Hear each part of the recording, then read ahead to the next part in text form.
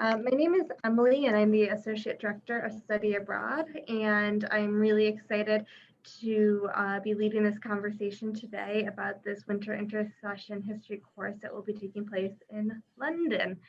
So I'm going to be turning it over to the program leaders, Professor Oberg and Professor Adams, to get the conversation started, and then I will fill in later on with information about costs, the application, and a little housing information. So Hi, everyone. I'm Michael Oberg. I've met some of you in the past. My colleague and friend, Kathy Adams, is another fellow member of the Department of History, will be the program director in London, where in helping with a lot of the logistics and things like that on this course that I think will be a very exciting course. I wanted to teach this course for a long time. It goes in our books as History 240. It's the age of discovery. What we'll be looking at is European discovery of America, but doing it sort of by turning the story around. We'll be going to offer the course really at the center of empire, right? England then is now an imperial city. We will be taking advantage of its libraries and its museums and its historic sites to help tell the story of what happened at those moments, whether in Spanish America or north of the St. Lawrence in Canada, or in Manhattan, New Netherlands, or in the early English colonies when indigenous peoples encountered Europeans and the relationships that ensued there. So we'll be doing a lot of talking and walking and studying as we move through the history of London. Some of you may have been to London in the past. It's a fantastic and exciting city. It has some of the finest museums in the world, particularly for the subject we're working on here. We will be, as a class, we will be visiting the British Museum. Just an outstanding collection of stuff that not only gets to the history of what happened when Europeans encountered indigenous peoples, but also how the wealth of the old world enriched the new world, right? How did so many of these items that are sacred items or funerary items end up in museums in London, and what are the ethical implications of that?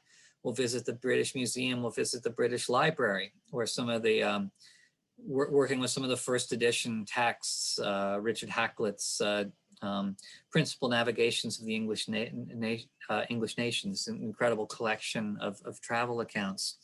We will be visiting all sorts of stuff as we move throughout England. We'll be going to the National Maritime Museum, where you can stand on the international timeline, especially the Piggott Gallery at the National Maritime Museum, which brings together sort of the history of England at sea.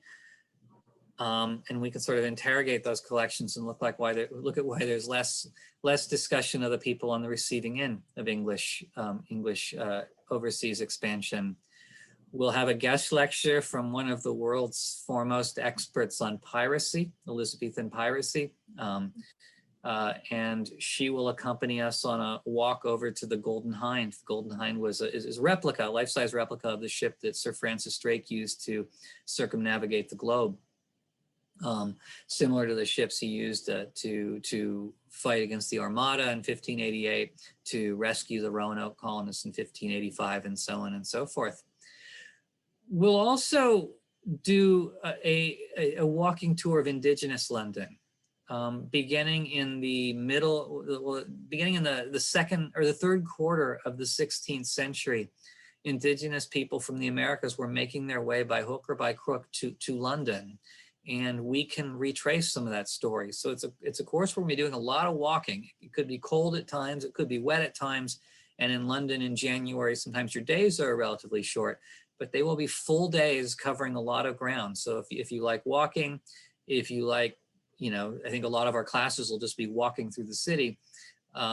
If that's your kind of thing, I think this will be a great class for you. I've been doing research on European expansion in the Americas for a long time, since well before any of you were born, unless some of you are in your 30s.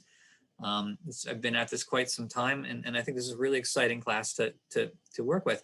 And I'm especially happy to have Kathy Adams along with me, because Kathy too is a colonial historian who studies early America. And I don't know if you want to add anything, Kathy, but well, I'm just super excited about being a part of this. I'm looking forward to seeing what we see. I am, as Michael pointed out, will be the program director, so I'm sort of a second. So we're following Dr. Oberg's lead here, but there may be some things between now and then that I think of as possible diversions that dip into some of the subjects that I'm interested in, the Atlantic slave trade materials as well, you know, so there could be some other conversations. We'll see. I'm excited. yeah, thank you. Developing a parallel course for the future Yeah, on this walking tour. Thanks for mentioning that, Kathy, because we are going to visit the Museum of the City of London, which is very good at this period. It's a free museum. It's a fantastic museum. But also we'll be making a trip to Liverpool for the International Slavery Museum.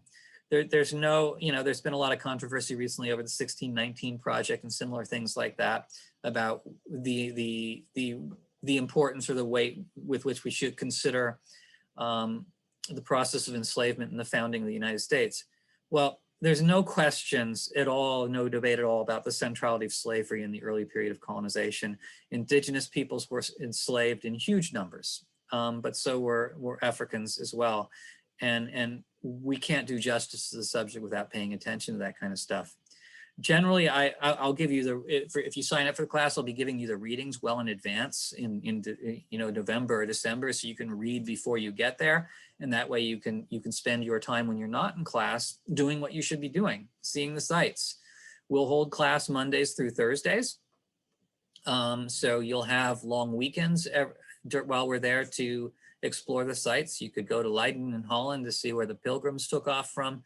You can go wherever you want to go during those 3 days, as long as we sort of know where you're at and how to reach you in case you get in trouble, which won't happen. But so there are plenty of opportunities to see the sites, and outside of class, I'm going to be going to see sites, and you're all welcome to kind of tag along as we go and see those various ventures. So it's just a really exciting city to be in, really exciting place, and I'm really looking forward to teaching the class. I'm happy to answer any questions that you all have about the program. This course counts for the Gen Ed requirement, other world civilizations, I believe, right? Yes, yeah, we're going to put it right now. It fulfills the S core. The S one, okay. It's slotted as what we call in the history department topics in European history. So for history majors, it can count for a European history requirement. We can write a waiver to count it for an American requirement. And for those of you who are not history majors and just interested, I'm sure we could make the case to count it for an M core, but right now it's slotted in as an S core class. Okay. Why don't I jump into some of the other program details, and then we can leave it open for questions? Sure. Okay.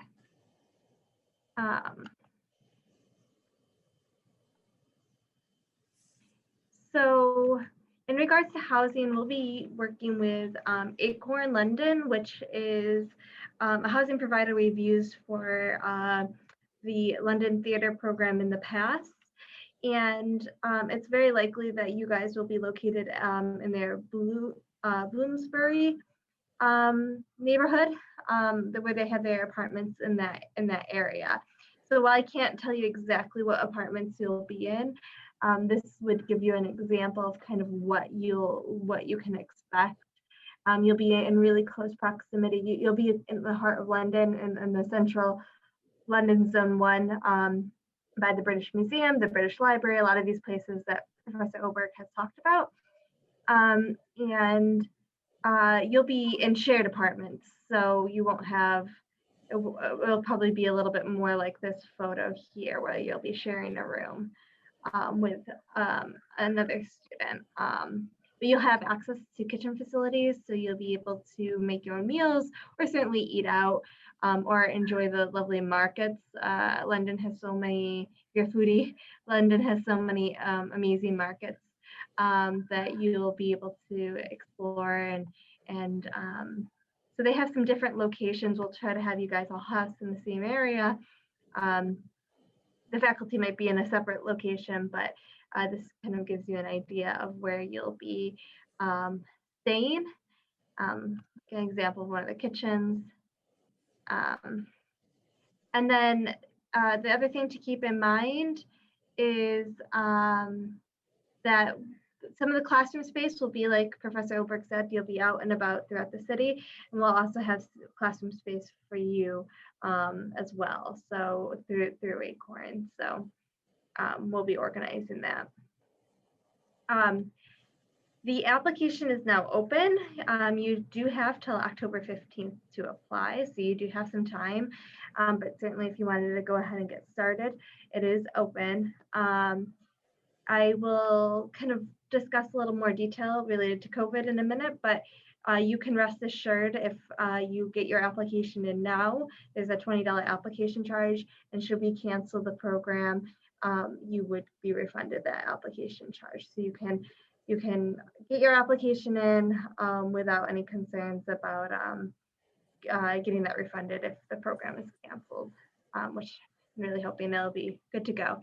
The program, you'll depart on January 1st, arriving in the UK on January 2nd and returning on January 22nd. And the cost sheet for this program is here. So you can see that this is the $20 application charge that I was speaking about. Also, due to the study abroad office ahead of time, is should you get accepted and decide to go, there is a $250 deposit or admin charge that would be due roughly about 7 days after you're accepted. We probably won't start reviewing applications till the fall, so you know it gives you an idea of when you could expect that deposit to be due. Again, that would be refundable if the program were to get canceled. And then the other costs that would be due to Geneseo include the tuition. There's standard tuition, the college fee, and the program differential. So this would be your accommodations, the program excursions, including the day trip to Liverpool, transportation pass in London. So you'll get a 2 pass to get around London, a few group meals, all scheduled program activities, the deposit for the group flight, faculty expenses, and the international health insurance that is required. We will organize a group flight so everybody can fly together. Likely it'll be out of New York City. And so we secure the flight, we hold it with the deposit, and then we give you the flight information and have you call and book your actual spot in that flight. We also budget for domestic travel to the airport if you're coming from somewhere like Buffalo or Rochester and you have to, plan that expense to get there. Passport, pre-departure expenses, including any kind of like luggage or medications. We estimate about 200, and then personal expenses, including most meals in the UK. I estimated a little bit on the high end. I just wanted to make sure you guys were going to be covered. Certainly the pound is worth more than the US dollar, so meals can be a little bit more expensive, but certainly if you're savvy, you can, certainly get, go to the grocery store. Like I said, you'll have access to cooking equipment and you could, certainly spend less than that if you're cooking most of your meals. So that's the estimated overall cost is $8,295. But again, this depends on you and what kind of traveler you are. Certainly, if you're planning on popping around the UK or jumping over to France or the Netherlands or anything while you're there, this could be a little bit more expensive than that. So it just kind of depends on you. that's the estimated expense. Just wanted to kind of give you guys an idea of what you could expect. There is no financial aid for winter intersession, but what students will sometimes do is if they turn down aid for the fall that you're able to get, you can sometimes use that extra aid that you would have gotten in the fall, get a refund check essentially, and use it towards your program. The other thing that we have available is we have a $1,000 winter intersession scholarship offered through the Study Abroad office. And so that's something that you could look at applying to after you apply to the Study Abroad program. The deadline for that scholarship is November 15th. And then if you're a Pell eligible student, there are some, you might have the opportunity to apply for the Gilman Scholarship. And there's information about that, that specific scholarship here. And Dr. Michael Mills would be the person to talk about that. And then the only other thing I wanted to make sure I hit on was I wanted to share our COVID-19 page with you. I'm really hopeful that we will be able to successfully resume faculty-led study abroad for the winter intersession. It very likely will be country dependent. And so we are monitoring how everything is going around the world. There's some hopeful signs coming out of the UK. They have a pretty robust vaccination program. And so when we assess risk of a location, two of the factors we're going to be looking at is the Department of State as well as the CDC. And both of those organizations evaluate the risk of traveling to almost every country in the world. And so we're going to be paying attention to what the Department of State is saying, what the CDC is saying, what the government on the ground in the UK is saying related to COVID-19. And we'll probably look at, making a decision by August, September, and evaluating where things are at that point in time. It is very likely that you're going to be required to have a COVID-19 vaccine for study abroad through SUNY. And it's also very likely that you'll need a COVID-19 vaccine for entry into the UK. So this is something that, if you had the opportunity to get a vaccine, I would encourage you to do so, because we're fully expecting, in order to resume international travel, that's going to be a requirement. And there's some other really helpful resources that you can look through related to COVID-19 on our website. So I just encourage you to check that out.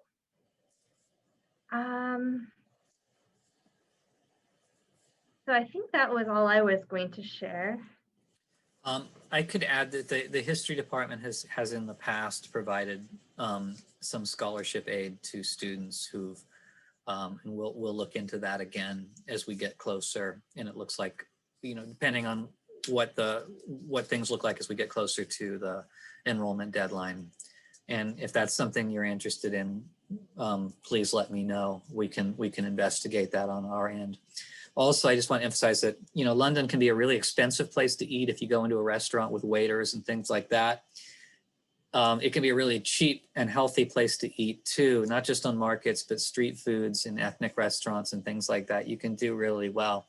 So I do want to emphasize that the estimates that Emily just put forward, I think for living on the living outside of the apartment, I think are liberal estimates, right? And you can probably do less than that if you really want. I think it's and that's part of the adventure is finding some of these little holes in the wall that, good Indonesian restaurants and things like that are tucked in different neighborhoods where it's great to do that.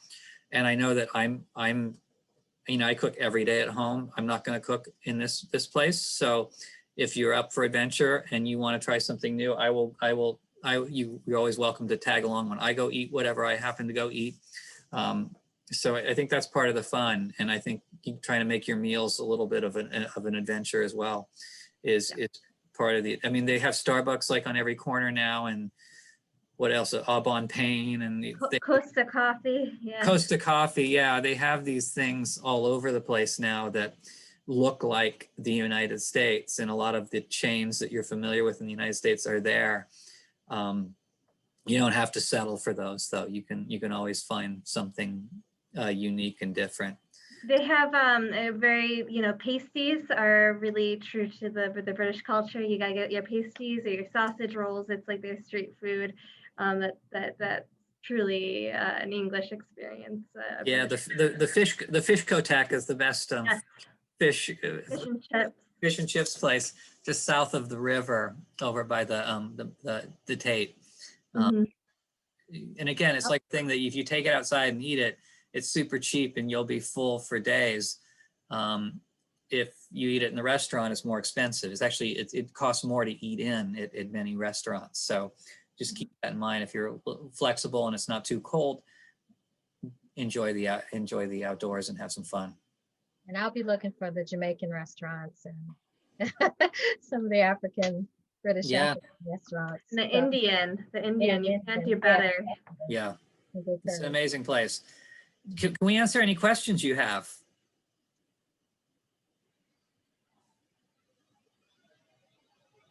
Yeah, go ahead, Jack. I was wondering if there's a set number of students that this program will take, or is that something that fluctuates? It's something that will fluctuate. We would like to have a minimum of at least 12 students. I don't imagine this program would go more than 15 or 20 students at the max. But I would expect, a group of about 12 students. Yeah. I mean, that's a good group for walking around and seeing the sights. It's in places, it's a really crazy place to walk, just like Manhattan and things like that. But it's got a lot more park space and things like that. And some of the sites where I'm going to walk you to, I think, are a little bit more off the beaten track. We'll have Oyster cards to use the tube to get around as well. I'm trying to remember if it's free for students or discounted for students. I can't remember. I think it's for younger students. It's cheaper. Mm-hmm. But Yeah. it's still for longer distances to get out to Greenwich, where the National Maritime Museum is, that sort of a haul. It's way too far to walk. So take the tube out there, and it's just a much easier way to get around. We have a question about what a day may look like. Okay. Well, how I'd like to work this is, you guys get up when I like to get an early start. I want to take advantage of daylight, right? Because your sunset is earlier, your sunrise is later. So we have class for about an hour and a half starting at 9 o'clock. We can then head out if there's a trip built in for that day, a walking trip for that day. But ideally, once we're done with class and once we're done with our expeditions, right, the time is yours. You can go do what you want. You're free to go explore the town during the day, to go see the sights. You're free to go eat where you want to eat. Just, we would like to kind of know where you are in case you get in any sort of trouble and be able to reach you. So we'll have group chats and things like that. But generally class will be held 9 to 10:30, 4 days a week. And then we'll walk to other sites or visit other sites sometimes in the day. And the reason I mention that is because generally the college or the SUNY system requires a certain number of hours, contact hours to justify credits for the class. Well, I count the time we're walking around in the city. I count time in museums and all that as time towards that. So we'll get you your sites. And again, from Thursday, when we're done with class and our trips, whatever trips we're making that day, to Monday morning, you're free to go. Free to do whatever you want to do. I just realized I made a mistake on the cost sheet, so I'm going to actually be updating it. It just dawned on me that at least on the cost sheet, I put down 3 credits. Yeah. I think on the budget, I might have had 4 credits. So I'm going to update that and get that up. Allison has a good question about if she's got a friend on the trip, how do they can we make arrangements for them to room together? Yeah, so I'm not positive. I can't remember what Acorn's process looks like, but for a lot of study abroad programs, what ends up happening is once you arrive, you just kind of everybody kind of just figures out what arrangements they want to do, and so it would probably be something of that nature where you could say, okay, we're together, we want to room together. So I don't see that being a problem. Good, good. Yeah, and I think they're all doubles, but I am not positive. So that's something that we will clarify. You know, it's a big city, and your room will be like rooms in New York City. It'll be small. The bathrooms will be small. The showers will be small. That's just the way it is. But it shouldn't be a problem for you to room with a friend. Usually we encourage that, Please, I don't want you spending your time in your rooms there. You're traveling across the ocean. You know, don't watch TV. Well, you can watch TV.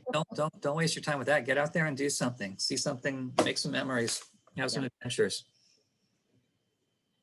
One other thing I wanted to mention is the application, and then I'll get to Ben. The application is pretty straightforward. The main thing we need from you is an essay kind of addressing like what you want to get out of the experience, what you hope this experience will mean to you.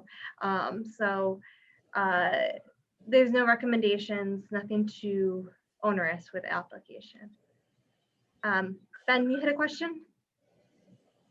Yeah, I was just wondering, is there a prerequisite for the History 240 class?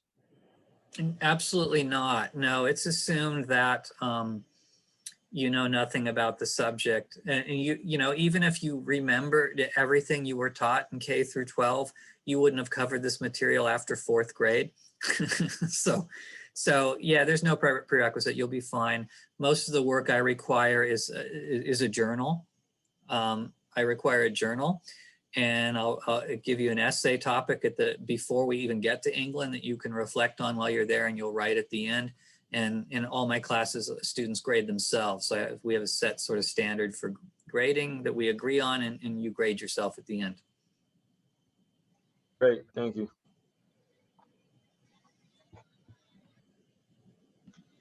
Michael, what about the readings? Readings in advance, buying and carrying around books. What's your plans for that? Right. I you know, I like to travel light, and I also like to have the capacity to bring things home when I leave. And so most of the readings I'll just put on Canvas or something like that. They're all, you know, they've all been written in the 16th century. So they've been around a while. So they're not hard to get the readings.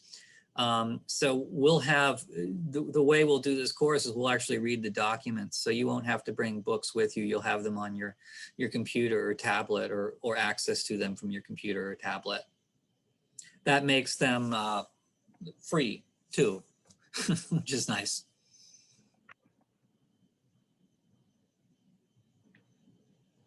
So with the correct credits, the cost sheet is about 8,500 in total. But again, that's with some overestimates. So okay, I'll upload that right after.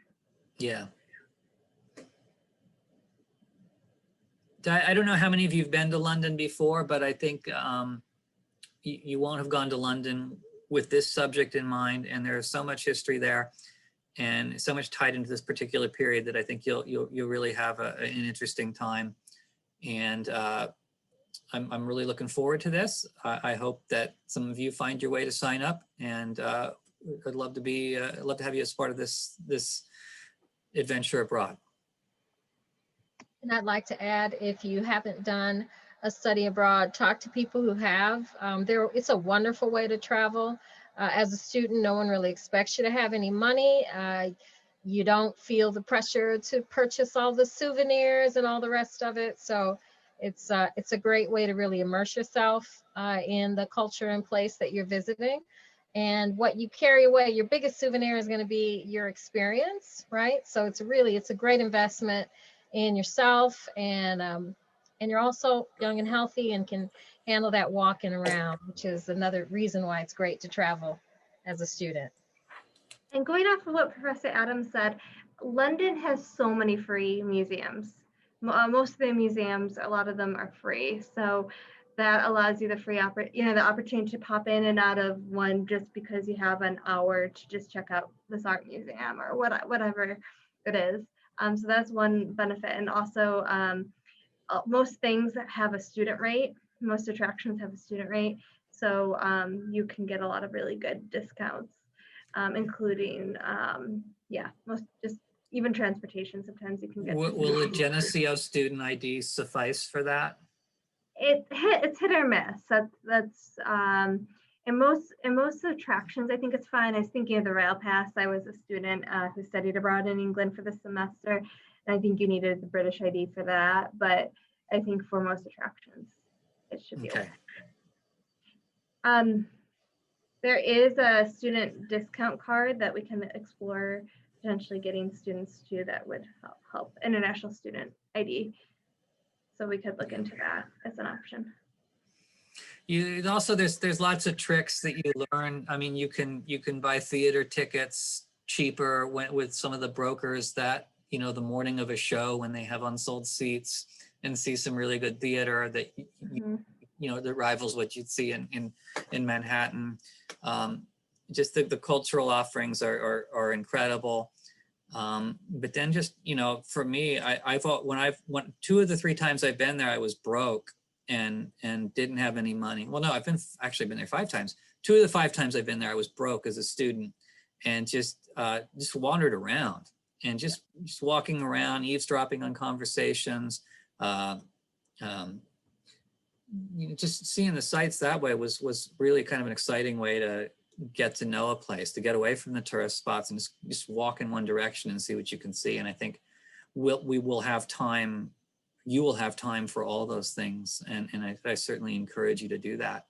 If you're more adventurous and you want to head somewhere else on your long weekend, it's easy to catch a train to anywhere you want to go, right? Edinburgh or Amsterdam, north and south, it's an easy thing to do. And again, well worth it as well. I believe I heard London is, if not one of the most, if not the most diverse cities in the world. And also it has one of the highest per capita, for the space amount of park space.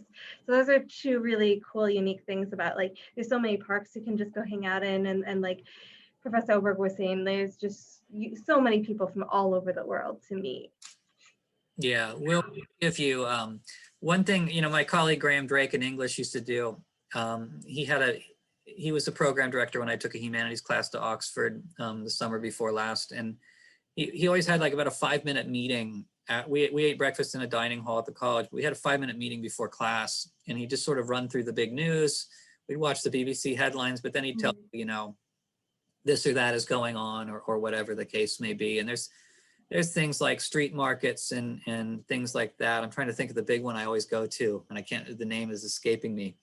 But it's just a fantastic street market with any food you want to eat, books, antiques, pickpockets. It's just a fantastic place to go, and I think we'll keep you abreast of whatever whatever developments are that we see or we remember from our time in England. Anything else? I did drop my email address if you have any questions.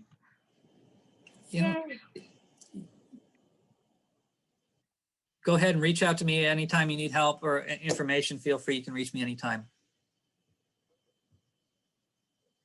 Thank you. All right, thanks guys. Bye-bye.